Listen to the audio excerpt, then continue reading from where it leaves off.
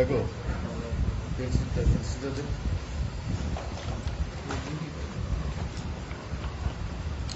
তোমাদের যেটা হবে যে ত্রিভুজের মধ্যমা তিনটি সমবিন্দু, ত্রিভুজের মধ্যমা তিনটি সমবিন্দু প্রমাণ করতে হবে। মধ্যমা তিনটি সমবিন্দু কত পাতা? 242 পাতা। মধ্যমা তিনটি সমবিন্দু দেখো, এবিসি একটা ত্রিভুজ, এবিসি একটা ত্রিভুজ যার তিনটে মধ্যমা নেওয়া হয়েছে। এডি একটা মধ্যমা, বি একটা মধ্যমা, সিএফ একটা মধ্যমা, পরস্পরকে জি বিন্দুতে ছেদ করেছে। তাহলে এবিসি ত্রিভুজের বি ও সিএফ মধ্যমা দুটি জি বিন্দুতে ছেদ করেছে। বি আর সিএফ এই দুটো মধ্যমা জি বিন্দুতে ছেদ করেছে। জি এজি কে যুক্ত করা হচ্ছে, এ আর জি কে যুক্ত করা হচ্ছে। বর্ধিত এজি বিসি বাহুকে ডি বিন্দুতে ছেদ করেছে। বর্ধিত এজি বিসি বাহুকে ডি বিন্দুতে ছেদ করেছে। প্রমাণ করতে হবে যে ত্রিভুজের মধ্যমা তিনটি সমবিন্দু। তাহলে ডি বিসি বাহুর মধ্যবিন্দু প্রমাণ করলেই প্রমাণিত হবে যে ত্রিভুজের মধ্যমা তিনটি সমবিন্দু। তাহলে এখানে ব্যাপারটা হচ্ছে যে এবিসি একটা ত্রিভুজ যার দুটো মধ্যমা বি আর সি এ পরস্পরকে জি বিন্দুতে ছেদ করেছে, আর একটা মধ্যমা যে ওই জি বিন্দু দিয়েই যাবে সেটা প্রমাণ করবে। তার জন্য কি এজি কে যুক্ত করা হচ্ছে, এজি কে বাড়ানো হচ্ছে, যা বিসি বাহুকে ডি বিন্দুতে ছেদ করেছে, ডি বিন্দুতে ছেদ করেছে। ঠিক আছে, এবার অঙ্কনে দেখো এডি বাহুকে এইচ পর্যন্ত এমনভাবে বর্ধিত করা হচ্ছে যাতে করে এজি সমান জিএইচ হয়, এজি এর সাথে জিএইচটা সমান হয়। এডি বাহুকে এডি যে বাহুটা পেলাম মানে বিসি কে ডি বিন্দুতে ছেদ করিয়ে, এডি বাহুকে এমনভাবে বাড়ানো হচ্ছে যাতে করে এজি সমান জিএইচ হয়, এজি সমান জিএইচ হয়।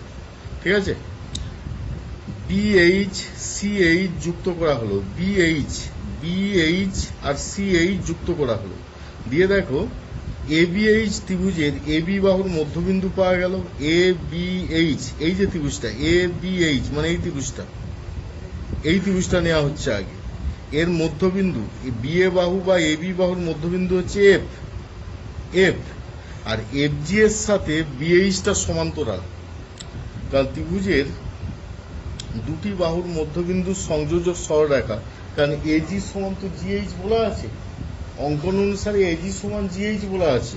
তাহলে জিটাও এইচ এর মধ্যবিন্দু আর এফটাও এবি এর মধ্যবিন্দু। তাহলে এফজি যুক্ত করলে এফজিটা কি হবে? তৃতীয় বাহু সমান্তরাল হবে, বিএইচ এর সমান্তরাল হবে এবং বিএইচ এর অর্ধেক হবে। ঠিক একইভাবে এএইচসি এই ত্রিভুজটার ক্ষেত্রে এসি বাহুর মধ্যবিন্দু ই আর এইচ বাহুর মধ্যবিন্দু হচ্ছে জি। তাহলে জি সমান্তরাল এইচসি, জি সমান্তরাল G equal to half of HC, G equal to half of HC.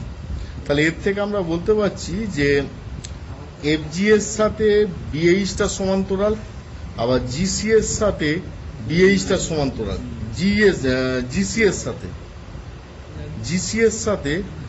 FG এর সাথে যদি বিএইচ সমান্তরাল হয়, এফসি তো একটাই লাইন, তাহলে জিএইচ এর সাথে জিসি এর সাথে বিএইচ এর সমান্তরাল হবে। আবার এই দিক থেকে দেখো জিটা যেহেতু এইচসি এর সমান্তরাল, তাহলে বিজিটা কি হবে? এইচসি এর সমান্তরাল হবে।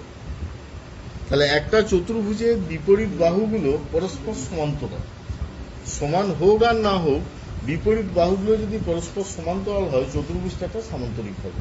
তাহলে এখানে এই যে বিএইচসিজি এই যে চতুর্ভুজটা, এটা একটা সামান্তরিক। আমরা এমনিতে প্রমাণ করেছি যে সামান্তরিকের কর্ণগুলো পরস্পরকে সমদ্বিখণ্ডিত করে। এখানে সামান্তরিকের দুটো কর্ণ আছে দেখো, একটা হচ্ছে বিসি আর একটা হচ্ছে জিএইচ। বিসি আর একটা হচ্ছে জিএইচ। বিসি আর জিএইচ কর্ণ দুটো পরস্পরকে সমদ্বিখণ্ডিত করবে ডি বিন্দুতে সমদ্বিখণ্ডিত করবে। তাহলে এখানে ডি বিন্দুতে যদি সমদ্বিখণ্ডিত করে তাহলে বিডি এর সাথে ডিসিটা সমান হবে, বিডি এর সাথে ডিসি সমান হবে। তাহলে ডিটা হচ্ছে বিসি এর মধ্যবিন্দু, আর ডি যদি বিসি এর মধ্যবিন্দু হয় আমরা এর থেকে বলতে পারবো যে ত্রিভুজের মধ্যমা তিনটি সমবিন্দু। তাহলে কি কি করা হচ্ছে? প্রথম কথা একটা ত্রিভুজ এবিসি নেওয়া হয়েছে, এবিসি ত্রিভুজের যে কোনো দুটো মধ্যমা, একটা হচ্ছে বি আর একটা হচ্ছে সিএফ, পরস্পরকে জি বিন্দুতে ছেদ করেছে। এ আর জি কে যুক্ত করা হলো, তার সাথে এজি এর সমান করে এজি কে বর্ধিত করা হলো, যা বিসি বাহুকে ডি বিন্দুতে ছেদ করেছে, আর এমন ভাবে বাড়ানো হচ্ছে যাতে করে এজি সমান জিএইচ হয়। এজি সমান জিএইচ হয়। এজি সমান জিএইচ মানে বলতে চাইছে জিটা হচ্ছে এইচ এর মধ্যবিন্দু। এবার বিএইচ আর সিএইচ কে যোগ করা হলো, অঙ্কনে বিএইচ আর সিএইচ কে যোগ করা হলো। এর ফলে দুটো ত্রিভুজ পাওয়া গেছে, একটা হচ্ছে এবিএইচ আর একটা হচ্ছে এএইচসি বা এসিএইচ। এবিএইচ ত্রিভুজের এবি এবং এএইচ বাহুর মধ্যবিন্দু যথাক্রমে এফ আর জি। এফজিটা তাহলে কি হবে, বিএইচ এর সমান্তরাল হবে, আর এফজিটা বিএইচ এর অর্ধেক হবে। ঠিক একইভাবে এইচসি ত্রিভুজের এইচ বাহুর মধ্যবিন্দু হচ্ছে জি, আর এসি বাহুর মধ্যবিন্দু হচ্ছে ই। তাহলে জি যুক্ত করলে জিটা এইচসি এর সমান্তরাল হবে, জিটা এইচসি এর সমান্তরাল হবে, আর জিটা এইচসি এর অর্ধেক হবে। আবার দেখো এফজিটা যদি বিএইচ এর সমান্তরাল হয় তাহলে সিজি বাহুটাও বিএইচ এর সমান্তরাল হবে, কারণ এফসি হচ্ছে একটাই লাইন। ঠিক একইভাবে জিটা যদি এইচসি এর সমান্তরাল হয় তাহলে বিজিটা এইচসি এর সমান্তরাল হবে, কারণ বিটা হচ্ছে একটাই লাইন। তাহলে একটা চতুর্ভুজ এখানে কোনটা, বিএইচ সিজি, এটা একটা চতুর্ভুজ। এই চতুর্ভুজের বিপরীত বাহুগুলো সমান্তরাল, তাহলে চতুর্ভুজটা কি হবে, একটা সামান্তরিক হবে। তাহলে বিএইচ সিজি একটা সামান্তরিক। সামান্তরিকের কর্ণদ্বয় কি করে, পরস্পরকে সমদ্বিখণ্ডিত করে। তাহলে এখানে বিসি বাহুটা, বিসি কর্ণ আর জিএইচ কর্ণ পরস্পরকে সমদ্বিখণ্ডিত করবে ডি বিন্দুতে। তাহলে ডিটা হচ্ছে বিসি এর মধ্যবিন্দু। তাই ডি যদি বিসি এর মধ্যবিন্দু হয় তাহলে এডিটা হচ্ছে এবিসি ত্রিভুজের মধ্যমা। তাহলে দেখতে পাচ্ছি এডিটা কোন দিকে গেছে, জি বিন্দু দিয়ে গেছে। বি আর সিএফ এর মধ্যবিন্দু মানে বি আর সিএফ এর ছেদবিন্দু দিয়ে গেছে। তাহলে কি মধ্যমা তিনটি সমবিন্দু আমরা বলতে পারবো খুব সহজভাবে। ঠিক আছে, তাহলে এই গেল তোমাদের 30 নম্বর মেন উপপাদ্য 242 পাতা। এই মেন উপপাদ্যেরই আবার কিছুটা অংশ আছে। অংশ হচ্ছে আমরা এমনিতে জানি যে ত্রিভুজের ভরকেন্দ্র মধ্যমাত্রা যে বিন্দুতে ছেদ করে সেটা হচ্ছে ত্রিভুজের ভরকেন্দ্র। এবার ভরকেন্দ্র যে 2:1 অনুপাতে বিভক্ত করে সেটা প্রমাণ করবো 2:1 অনুপাতে। এটা করার জন্য দেখো বিজি সিএইচ সামান্তরিকের পরের পাতায় 243 পাতায় বিসি এবং জিএইচ কর্ণ দুটি পরস্পরকে ডি বিন্দুতে সমদ্বিখণ্ডিত করেছে। তাহলে আমরা দেখতে পাচ্ছি জিডি সমান ডিএইচ, জিডি সমান হাফ অফ জিএইচ, জিডি সমান হাফ অফ জিএইচ, জিএইচ এর অর্ধেক। তাহলে জিএইচ সমান 2জিডি। আবার এজি সমান জিএইচ, এজি সমান জিএইচ। তাহলে আমরা বলতে পারি এজি সমান 2জিডি।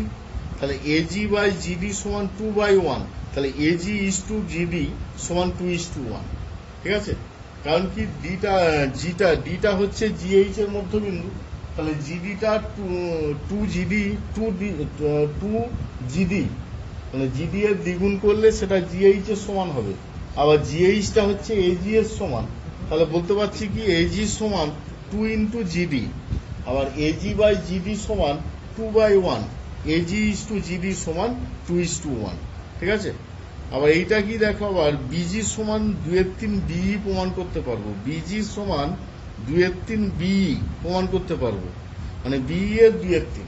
আমরা এমনিতে জানি যে এজি বি 2:1 অনুপাতে অন্তর্ভুক্ত করবো, তো বিজিটা 2 ভাগ হলে জিটা হবে 1 ভাগ। তাহলে এখানে টোটাল বি এর আমরা যদি অনুপাতের নিয়মে ভাবি তাহলে সেক্ষেত্রে কি হবে, 2/2+1 ইন্টু বি টোটালটা। বিজি সমান 2/2+1 ইন্টু বি, বি এর 2/3 অংশ, মানে বড়টার 2/3 অংশ। ঠিক আছে, তাহলে এইটাকে ওইভাবেই প্রমাণ করবি, যেভাবে আছে যেমন ভাবে করা আছে এইভাবে প্রমাণ করবি। ঠিক আছে, এবার এই দিকের পাতায় আমি একটা জিনিস বলে দিই যে অন্তঃকেন্দ্র কাকে বলে। অন্তঃকেন্দ্র হচ্ছে অন্তবৃত্ত, অন্তব্যাসার্ধ কি ছিল, কিভাবে ছিল না, কোনগুলো সমদ্বিখণ্ডগুলো যে বিন্দুতে মিলিত হচ্ছে সেটা হচ্ছে অন্তঃকেন্দ্র ছিল। তার থেকে যে লম্বগুলো অঙ্কন করা হচ্ছে তার যে দৈর্ঘ্য সেটা হচ্ছে অন্তবৃত্তের ব্যাসার্ধ, আর ভেতরে যে বৃত্তটা অঙ্কন করা হচ্ছে ওই ব্যাসার্ধ নিয়ে সেটা হচ্ছে অন্তবৃত্ত।